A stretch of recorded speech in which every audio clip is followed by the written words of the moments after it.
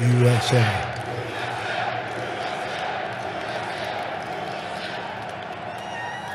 Thank you, Dennis. And I have to say, I love South Carolina. I love it. Remember, we came down all together. We came down, and this was going to be a place that was tough to win, and we won in a landslide. This was a good one. So I want to thank the people of South Carolina and your governor, tremendous guy. He supported us right from the beginning. So I'd like to thank Governor McMaster for the incredible job. He's right here someplace. Thank you very much. You have been fantastic. And I have to say also, that is one beautiful airplane. Congratulations to the men and women here who have built it. What an amazing piece of art. What an amazing piece of work. Thank you, Dennis, for the invitation to be with you today. You know, in the old days when I made this speech, I got paid a lot of money. Now I have to do it for nothing, so. Not a good deal, but that's okay. We love it. It's wonderful to be back in South Carolina, especially with your new governor. Where is Henry? He's around here someplace. Where is he? Stand up, Henry. Proud of you. He helped us so much. And I want to also thank your former governor, Nikki Haley, who's doing an awfully good job for us. She's representing America very well as our ambassador to the United Nations. She is doing a spectacular job. It's early, but she has just been really great. We're here today to celebrate American engineering and American manufacturing. We're also here today to celebrate jobs. Jobs. This plane, as you know, was built right here in the great state of South Carolina. Our goal as a nation must be to rely less on imports and more on products made here in the USA. Right here in the USA. It's amazing to think that a little over 113 years ago, next door in North Carolina, Orville Wright was the first man to sail the skies in a very little airplane. The 1903 Wright Flyer was made of mostly wood and cloth. It was so small that Orville's brother Wilbur could not join him on the flight. He was always very upset about that. The flight lasted all of 12 seconds, but it was incredible. That flight was a testament to the American spirit. I see that same spirit everywhere I travel in the country. I saw that spirit all throughout the campaign. We have the greatest people anywhere in the world. We have the greatest spirit. And you just look at what's going on today in our country. You look at what's happening with jobs. You look at what's happening with plants moving back into our country. All of a sudden, they're coming back. And they're going to be very happy about it, believe me. They're going to be very, very happy. As your president, I'm going to do everything I can to unleash the power of the American spirit and to put our great people back to work.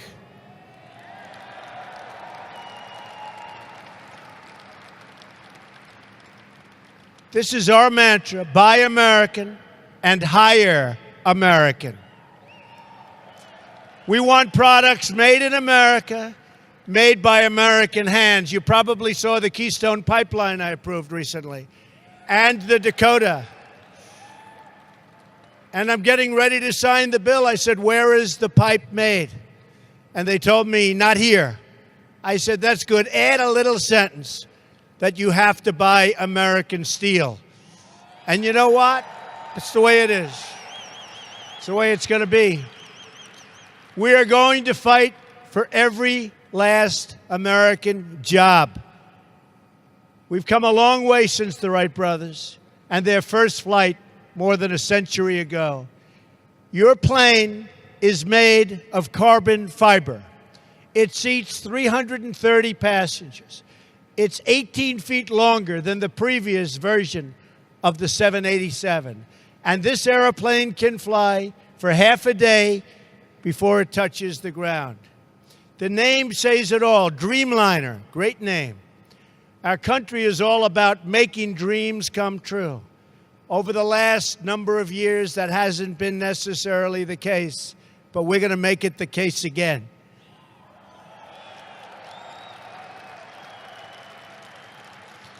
That's what we do in America. We dream of things and then we build them. We turn vision into reality, and we will be doing a lot more of that, believe me, in the months and years to come.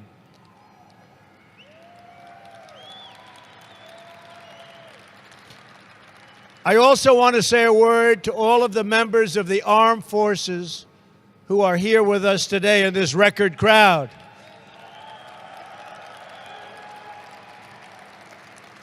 South Carolina has a long, very, very proud military tradition and history. We salute all South Carolina military families, and we salute all the men and women who wear the uniform.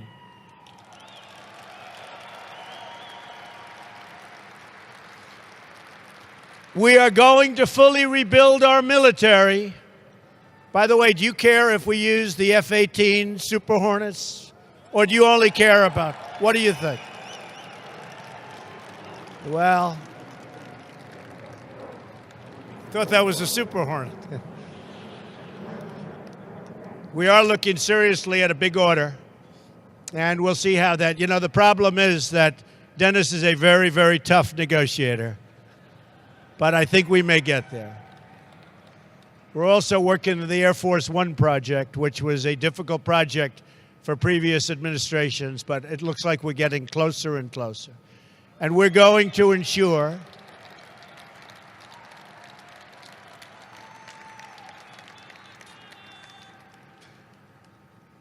that our great service members have the tools, equipment, training, and resources they need to get the job done.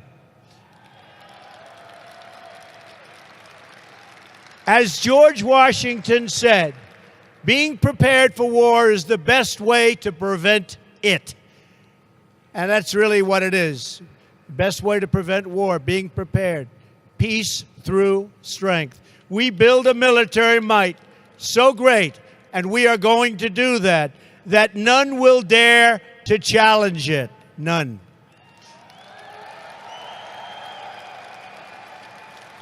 We will ensure our men and women in uniform have the latest, the most cutting-edge systems in their arsenal. Right now, it's not that way. It will be that way very, very soon, believe me. You will be an important player in this effort. Boeing has built many important aircraft, including, as I said, the F-18 Super Hornet, the F-15 Strike Eagle, and the Apache helicopter, just to name a few. And I'm being very, very serious. The new Air Force One, that plane, as beautiful as it looks, is 30 years old. Can you believe it? What can look so beautiful at 30? An airplane. I don't know. Which one do we like better, folks? Tell me.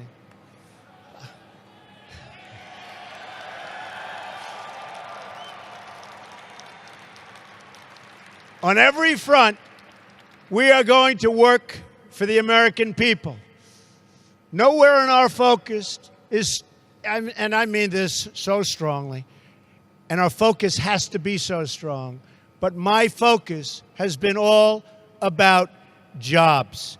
And jobs is one of the primary reasons I'm standing here today as your president, and I will never, ever disappoint you, believe me. I will not disappoint you. I campaigned on the promise that I will do everything in my power to bring those jobs back into America.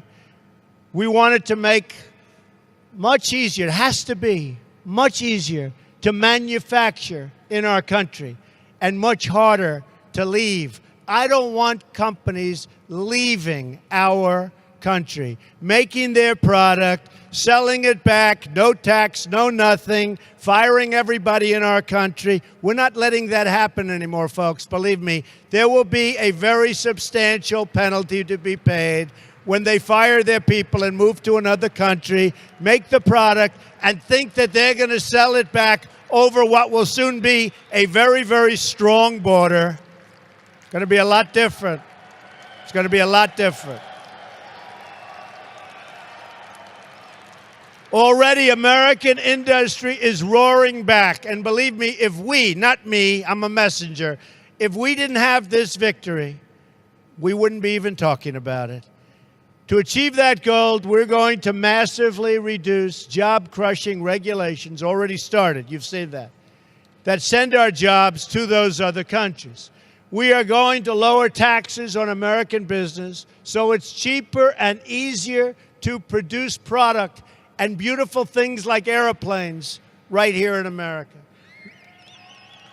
We are going to enforce, very strongly, enforce our trade rules and stop foreign cheating.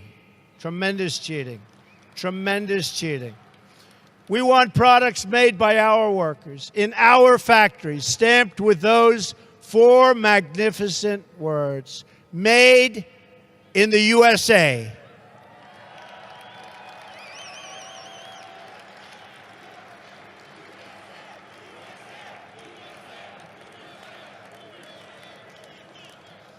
Since November, jobs have already begun to surge. We're seeing companies open up factories in America. We're seeing them keep jobs at home. Ford, General Motors, Fiat Chrysler, just to name a very, very few. So many more already. They're keeping and bringing thousands of jobs back in our country because the business climate they know has already changed. In Arizona, Intel announced it will open a new plant that will create 10,000 American jobs. They're spending billions of dollars. We will see more and more of that across the country as we continue to work on reducing regulations, cutting taxes, including for the middle class, including for everyone, and including for business, and creating a level playing field for our workers. When there is a level playing field, and I've been saying this for a long time, American workers will always, always, always win. But we don't have a level playing field. Very shortly, you will have a level playing field again.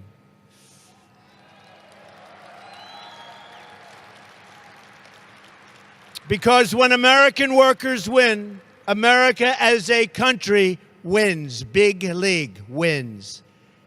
That's my message here today. America is going to start winning again, winning like never, ever before. We're not going to let our country be taken advantage of anymore in any way, shape, or form. We love America, and we are going to protect America. We love our workers, and we are going to protect our workers. We are going to fight for our jobs. We are going to fight for our families. And we are going to fight to get more jobs and better paying jobs for the loyal citizens of our country. Believe me. You've heard me say it before, and I will say it again. From now on, it's going to be America first.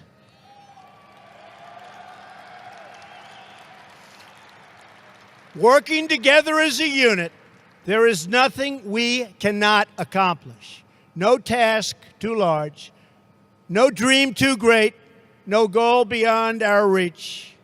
Just like you built this incredible airplane behind me, both of them when you think about it, we are going to rebuild this country and ensure that every forgotten community has the bright future it deserves. And by the way, those communities are forgotten No longer. The election took care of that.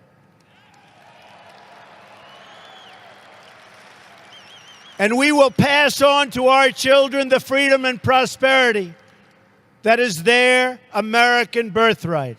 Our children will inherit from us a nation that is strong, that is proud, and that is totally free. And each of you will be part of creating that new American future. I want to thank you, South Carolina. I want to thank the great people of South Carolina. God bless you. May God bless the United States of America, and God bless Boeing. Thank you, everybody. Thank you.